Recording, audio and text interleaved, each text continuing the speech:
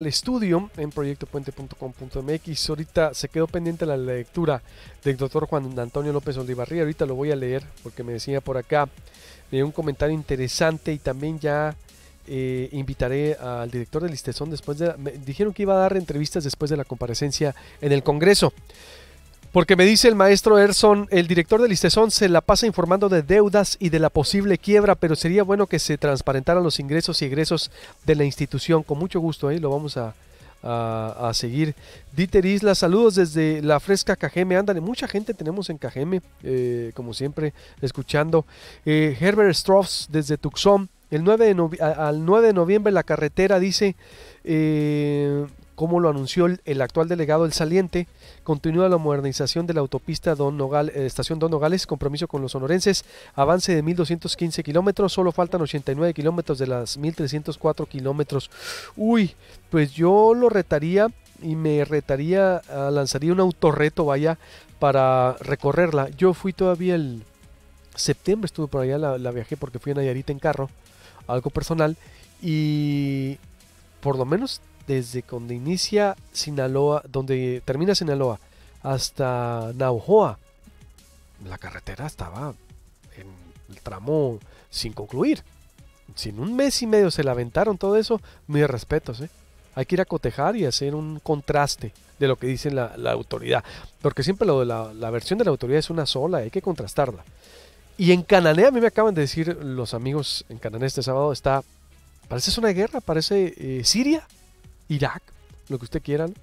En verdad, digo, ojalá esos 89 porque hay que cotejar, contrastar, si no, qué mal van a quedar, Bien, pues está por acá en el estudio, está en Hermosillo, le doy la bienvenida al representante del Partido Republicano en México, él es Larry Rubin, y viene con empresarios sonorenses, viene aquí a la capital del estado, en un encuentro pues interesante. Bueno, más que nada, bienvenido al estudio, ¿cómo estás, Larry? Luis Alberto, muy bien, muchísimas gracias.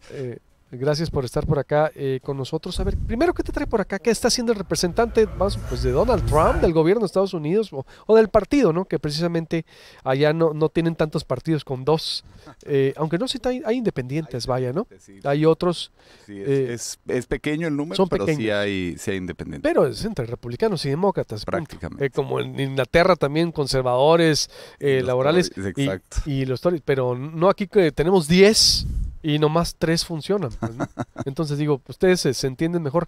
¿Qué está haciendo el representante del Partido Republicano en Hermosillo? Pues fíjate que por invitación de Gilberto Félix y Ricardo Burs, me invitaron aquí a conocer a empresarios sonorenses, a hablar con las universidades también, platicar un poco de la visión y tratar de buscar el que haya mayor entendimiento entre México y Estados Unidos. Mucho más allá de que si cae bien o no cae bien el presidente de Estados Unidos, es cómo las dos naciones, México y Estados Unidos, pueden trabajar más juntos, porque yo lo que veo, Luis Alberto, definitivamente es que la relación México-Estados Unidos es muy importante para México, pero también lo es para Estados Unidos. Y hay que buscar las formas en las que haya mayor entendimiento y verdaderamente le convenga a México y le convenga a Estados Unidos. Y por ejemplo, ¿qué formas? Pues mira, yo creo que el acuerdo comercial... Porque no cae muy bien, digo, tú sabes, hay una animadversión de un gran sector sobre el trato que ha dado Donald Trump, bueno, que es su perfil, es su estilo personal de gobernar, pero exactamente no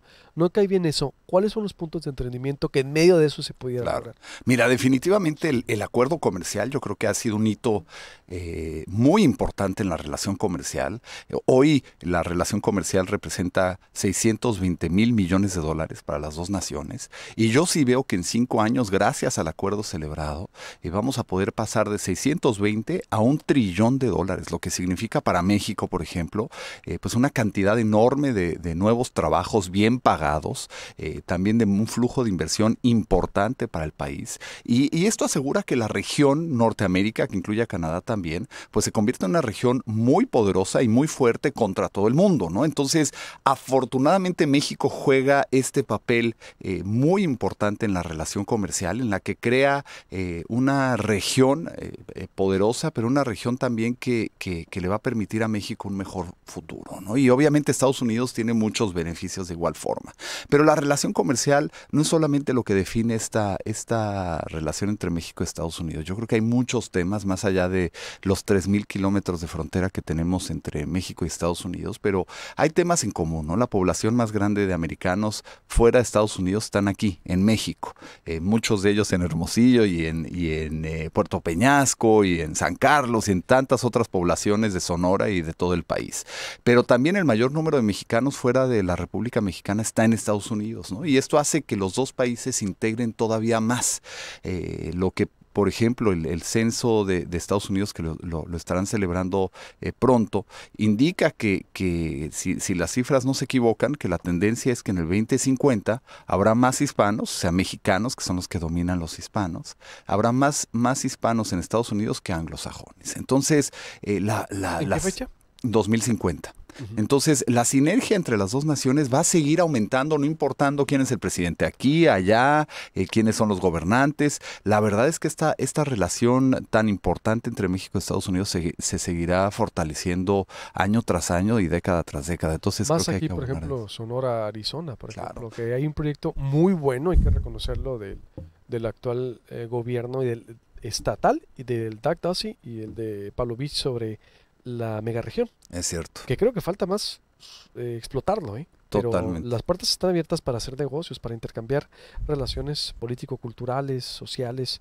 Creo que deberían informar más, o se informó en la reunión Sonora, Arizona, pero eso es un proyecto muy bueno y Totalmente. creo que debe capitalizarse más. Sin duda, y yo lo platiqué con la gobernadora Pavlovich, creo que este tipo de ejemplos, y Doug Ducey estaba presente, estaba totalmente de acuerdo, este tipo de ejemplos que se dan entre Arizona y Sonora, que no se dan necesariamente entre todos los estados fronterizos, creo que es pues es un gran ejemplo de lo que se pueden hacer cuando mentes se ponen de acuerdo, personas se ponen de acuerdo en lograr algo particular, ¿no? Y lo que viene haciendo la comisión creo que ha sido muy importante. Se va a celebrar en pocos días nuevamente Sí. por acá, ¿no? Y creo que se puede hacer mucho. Esto es nada más hablando de dos estados Yo, sí, no, fronterizos, ¿no? pero creo que es el único estado que lo tiene así.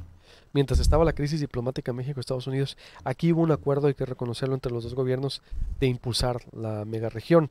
Pero no nos han dicho más, a lo mejor falta saber más qué tipo de proyectos se ha beneficiado Sonora al año de haber acordado esto, que insisto, fue un acierto. ¿Qué puntos de encuentro, insisto, Larry, pueden darse Sonora, Arizona, por Claro. ejemplo, inversionistas Sonora, Arizona, o México, Estados Unidos también, por ejemplo, para hacer énfasis? Pues, ¿Qué oportunidades hay para explotar en medio de estos conflictos diplomáticos? Mira, en algunos de ellos, por ejemplo, comercialmente hablando, la industria automotriz, que ha sido un motor importante, no solamente para Hermosillo con la planta de Ford y otras que pueden estar viendo a Hermosillo y a Sonora como el destino donde quieren ir a dejar sus inversiones. Ahí hay una gran oportunidad. Y yo sé que Ford está reduciendo a nivel global sus plantas y demás, pero las oportunidades con otras empresas automotrices y autoparteras, yo creo que es muy grande. Al igual que, por ejemplo, otros estados, incluyendo Chihuahua, han aprovechado de dispositivos médicos, ¿no? Como industria. Y la industria de dispositivos médicos hoy por hoy en el país crean 100,000 trabajos, la industria norteamericana prácticamente.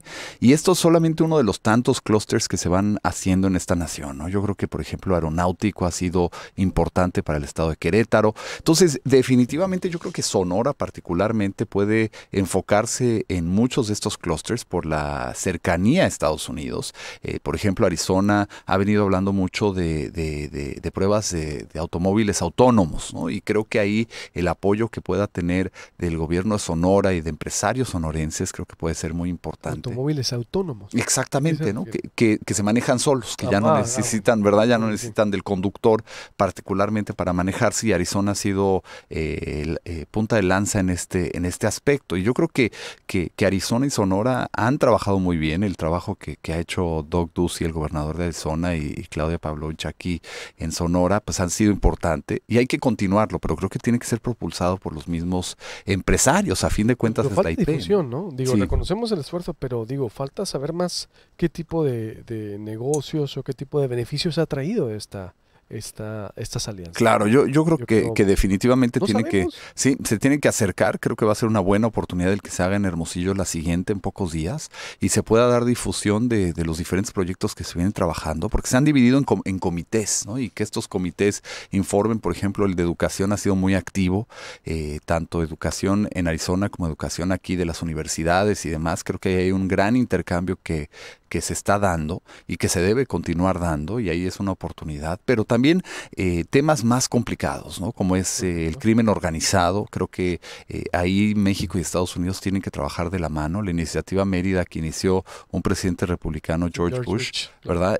Se debe de expandir a mi punto de vista. Hoy ha quedado corta y es mucho más pequeña de lo que fue Plan Colombia, que con tanto éxito Colombia lo pudo utilizar, y creo que Iniciativa Mérida debe de ser 8 veces más grande, y de esa forma pues apoyas a estados como Sonora, que también sufren del crimen organizado, y otros tantos estados de la República donde también les afecta, ¿no? Y esto es una lucha entre la verdad que le corresponde a las dos naciones, porque tanto México como Estados Unidos pues comparten este mal. ¿Tú crees entonces que debería haber más inversión que en equipo, en presencia militar? ¿A qué te refieres, por ejemplo? No, La iniciativa Mérida fue en recursos, ¿no? Exactamente. Fue recursos para reforzar el combate a la seguridad, la prevención del delito.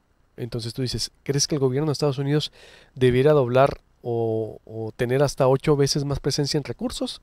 ¿O en qué? ¿Sí? Sí, definitivamente en recursos. Hoy la iniciativa, por ejemplo, la de Colombia es 3 veces más grande, y es un país 5 veces más chico, ¿no? Entonces, por lo mismo, México, un país mucho más estratégico para Estados Unidos, tiene que siento yo apoyar más en esta gran tarea que ahora le toca a Andrés Manuel López Obrador de la lucha contra el crimen organizado y el narcotráfico, y es una lucha que se comparte, ¿no? En Estados Unidos también ha provocado un gran, no solamente un gran problema de salud, sino también en crimen organizado, ¿no? Chicago vive un tema de pandillas enorme que está vinculado a las bandas criminales de México. Exactamente, el consumo de opioides en el noreste y en otras partes de Estados Unidos también es un gran tema, y estos son asuntos que solamente juntos México y Estados Unidos pueden vencer. Más allá de compartir, yo creo que Estados Unidos, ¿no crees que hace falta una autocrítica? No ha hecho lo suficiente para detener la violencia, porque siempre se ha dicho aquí, Larry, el gobierno de México pone los muertos y los operativos, y en Estados Unidos pues no hay ese combate tampoco para el consumo de drogas. No vemos la detención de capos, por ejemplo, porque allá también hay crimen organizado, ¿estás de acuerdo? Y es internacional la extensión. ¿No faltará más compromiso de parte del gobierno de Estados Unidos? Parte de ello, hay una lucha enorme en Estados Unidos, nada más no se le da la difusión que se le da aquí en México. Aquí en México agarran un capo y en la televisión lo ves cómo está con esposas, ¿no? Enfrente de la droga. En Estados Unidos, primero que nada, eres inocente hasta comprobado lo contrario. Entonces nunca te van a exhibir con esposas enfrente de droga, ¿no? Eso no va a pasar en Estados Unidos. Entonces, la imagen de que no se está haciendo suficiente es solamente una percepción en México, porque definitivamente se está haciendo mucho en Estados Unidos por luchar contra el narcotráfico. Todos los días se agarran a pandilleros involucrados con el narcotráfico, y definitivamente es una lucha que cada municipio en Estados Unidos y cada alcaldía y estado la afronta, pero definitivamente es un tema que se tiene que resolver conjuntamente entre México y Estados Unidos por la naturaleza del mismo, ¿no? Y creo que esa es la única forma en que Estados Unidos va a poder bajar su nivel de violencia, que también tiene muchísimo, y de igual forma pues acabar con tantos en la frontera. ¿Qué faltaría a Estados Unidos, tú crees? Pues mira, aparte de ese recurso que dices que debería, no sé, gestionarlo López Obrador, o vendría como una iniciativa propia del gobierno de Donald Trump, por ejemplo. Sí, tiene que ser iniciativa propia, no se gestiona por otro gobierno, porque este es el Congreso al interior, pues lo ve como una solución para temas que son importantes para Estados Unidos. Pero, por ejemplo, en la frontera también hace falta mucha más infraestructura de lo que hoy se tiene. Cruzan en esta frontera México-Estados Unidos aproximadamente 12,000 camiones de carga todos los días. vías y es insuficiente los cruces fronterizos que existen hoy. Y yo creo que ahí hay una oportunidad para que de los dos lados se pueda incrementar esta logística tan importante, que los trenes, por ejemplo, no los paren en la frontera para revisiones, que esto pues disminuye el just in time que manejan tantas empresas en ambos lados de la frontera. Y esta es parte de la solución que creo se tiene que dar, al igual que una estrategia conjunta para evitar cruces fronterizos ilegales, que a fin de cuentas pues México ahora ya también le aqueja la misma situación en la frontera sur, y no es de que no se quieran los migrantes, es que haya una migración ordenada, ¿no? Estados Unidos, el grave problema que tiene es que no tiene una reforma migratoria adecuada. Entonces, pero esto ha sido un mal que lleva décadas. Más presencia de el gobierno en la frontera, invertir más en infraestructura del gobierno de Estados Unidos o el de México? Yo creo que de los dos, pero definitivamente Estados Unidos tiene que invertir bastante. México en los últimos años ha invertido, por ejemplo, aduanas, ha hecho una labor impresionante. Me dieron un recorrido por las aduanas del país, de México, y lo que ha hecho para luchar contra la importación ilegal de armas o de efectivo, que es otro de los grandes males que se importan desde Estados Unidos, que es la venta del narcotráfico, básicamente, ¿no? México ha invertido bastante en tecnología de rayos gamma y demás para resolver este tema. Pero en Estados Unidos lo que se tiene que hacer es expandir el número de no solamente puntos fronterizos, sino también que las garitas sean más grandes, ¿no? O sea, tú lo ves seguramente cruzando la frontera en Nogales o Piedras Negras, y creo que las oportunidades existen. Y siempre que haya voluntad entre las dos naciones se puede hacer más. Hoy la frontera México-Estados Unidos es una de las más dinámicas de todo el mundo, pero creo que no está todavía a ese nivel que debería estar, pues para afrontar el crecimiento del comercio que existe hoy y que va a seguir existiendo. Estamos hablando que en 5 años va a crecer a $1 trillón, pues mucho de esto se va a mover a través de las carreteras y a través de las vías férreas de las dos naciones. Hablando de la frontera, ¿cómo ves todo sobre la caravana migrante? ¿Cómo está viendo el gobierno de Estados Unidos? Que tuvimos ya representante también de la Embajada de Estados Unidos en México el viernes pasado. Ayer el alcalde de Tijuana lo entrevistamos. ¿Cuál es la posición de ustedes? ¿Cómo están viendo? El epicentro ahorita es Tijuana. Ayer el alcalde estaba muy enojado porque dice, a ver, es que, ¿por qué se vienen a Tijuana? Nomás, por acá. Se está convirtiendo en una crisis humanitaria esta situación. Definitivamente, mira, la crisis humanitaria, creo yo, no inició en la frontera México-Estados Unidos, sino ha sido una crisis humanitaria lo que viven en Centroamérica. Estas personas de eso huyen, ¿no? Y también en gran medida pues son engañados por los polleros, que son los que más les conviene que se le dé difusión a lo que ellos vienen haciendo, porque les cobran $5,000 a cada quien, aunque son pobres, sí les acaban cobrando $5,000 para traerlos a la frontera entre México y Estados Unidos. Y la realidad es que les venden un paraíso inexistente, no les dicen la realidad, lo que es cruzar Guatemala, lo que es cruzar la República Mexicana y lo que es llegar a la frontera México-Estados Unidos, ¿no? ¿Los están engañando? Totalmente, los están engañando. ¿Ustedes ven la mano política o de qué están viendo? Yo creo que el crimen organizado nuevamente. Hay un gran beneficio para ellos. Supimos inclusive que en Oaxaca recogieron a cientos de migrantes para inducirlos al crimen organizado. Los metieron en camiones a cientos de ellos y se los llevaron así simplemente, ¿no? Escogieron los mejores. ¿Narcotraficantes o polleros? Pues no sabemos, ¿no? Nada más sabemos que fue crimen organizado que se los llevó. Y esos son los riesgos que se sufren. ¿Ellos se están moviendo a la caravana? No sé si ellos son los que están moviendo, porque sin duda pues mucha gente humilde, pobre, que no tiene educación, pues sigue esta caravana y es partícipe de ella, pero lo que no saben es que hay otros intereses también, ¿no? Y particularmente los que le interesan pues que tenga esto mucha difusión son aquellos en la ilegalidad que ganan No, totalmente, pero ¿qué información tienen ustedes ustedes de quién está moviendo la caravana? Pues hay bastantes líderes ahí, Luis Alberto, y creo que ¿Entre el crimen organizado? ¿Qué más? mira, ¿Una mezcla también los que quieren llegar a la frontera, sin duda es un gran motivante del sueño americano? del Esa sueño es una americano, ¿verdad? Y que les dicen que van a llegar a Estados Unidos y todo va a ser maravilloso para ellos, ¿no? Y naturalmente, pues ahí se une la mayoría de la gente. Pero los que conocen el camino de la frontera desde El Salvador o desde Honduras hasta Estados Unidos, pues los que conocen ese camino son los polleros, ¿no? Y esos son los que los llevan, los que les venden una idea que no existe, y lamentablemente esta pobre gente que de por sí ya viene escapando del crimen y viene escapando de situaciones muy adversas en sus naciones, pues se enfrentan aquí a que, incluido en Oaxaca, les roban sus zapatos, ¿no? En Veracruz, algunos son inducidas a trata de blancas, ¿no? Entonces este tipo de situaciones no se las platican, ¿no? Yo creo que si se las platicaran muchos se regresarían, y por eso algunos se regresan, ¿no? Y definitivamente creo que el que tengan un mejor futuro, pues nadie está peleado con eso, ¿no? ¿Qué va a pasar? La posición del gobierno de Estados Unidos es que no van a pasar. A Estados Unidos no van a pasar. Bueno, definitivamente al solicitar un estatus de refugiado, Estados Unidos por ley los tiene que dejar entrar. Y se les lleva a un juicio, ¿no? Migratorio, para ver si sí aplica o no aplica. Lamentablemente en este juicio pues muchos nunca llegan al juicio, porque a veces tarda de 6 meses a un año, y ya cuando son llamados al juzgado pues no se presentan, y así es como se crea la internación ilegal, ¿no? en Estados Unidos. Esta es la gran preocupación de la administración, que al entrar a Estados Unidos, pues sí les van a dar su fecha para presentarse en la corte, y la mayoría no se van a presentar. Entonces, pues no sabremos si verdaderamente calificarían como refugiados o no.